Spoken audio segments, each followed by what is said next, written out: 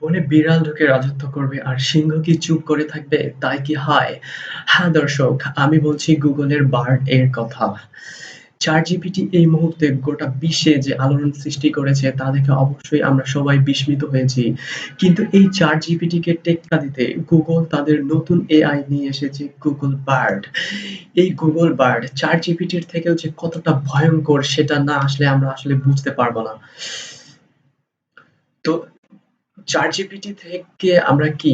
ChatGPT থেকে আমরা যে ইনফরমেশন পাই তা হচ্ছে ২০২১ সাল পর্যন্ত পাই। এর পরবর্তী ইনফরমেশন ChatGPT আমাদেরকে দিতে পারে না। কিন্তু গুগলের বার্ড যে নতুন API টা আসতেছে সেটা অবশ্যই আপ টু ডেট থাকবে। এখানে এই মুহূর্তে পৃথিবীতে কি ঘটলো তার তথ্য আমরা গুগল বার্ড এর মাধ্যমে পেয়ে যাবো। তারপর ChatGPT হচ্ছে Microsoft এর সার্চ ইঞ্জিন Bing এর সাথে ইন্টিগ্রেট করা হয়েছে।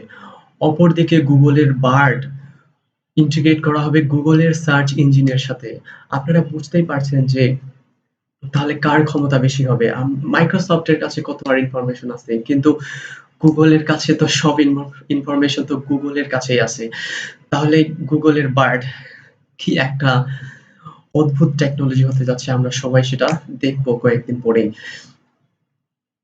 তারপর হচ্ছে ChatGPT এর কাছে আমরা যে ইনফরমেশন পাই সেটা হচ্ছে ChatGPT ডিটেইলস আকারে দিয়ে দেয়।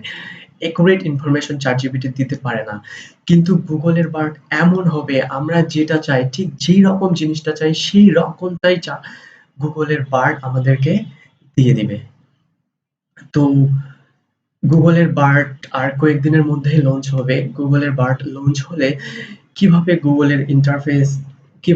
বার্ডের ইন্টারফেস ইউজ করতে হয়, কিভাবে অ্যাকাউন্ট ক্রিয়েট করতে হয়, সেটা কিভাবে আমরা ইউজ করব তার সবকিছু নিয়ে আমি ভিডিও আমার এই চ্যানেলে নিয়ে আসবো। তো সেই সব ভিডিওগুলো সবার আগে পাওয়ার জন্য অবশ্যই আপনারা আমার এই চ্যানেলটিকে সাবস্ক্রাইব করে রাখবেন।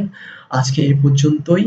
দেখা হবে অন্য কোনো ভিডিওতে। সে পর্যন্ত সবাই আপনারা অবশ্যই ভালো থাকবেন, সুস্থ থাকবেন।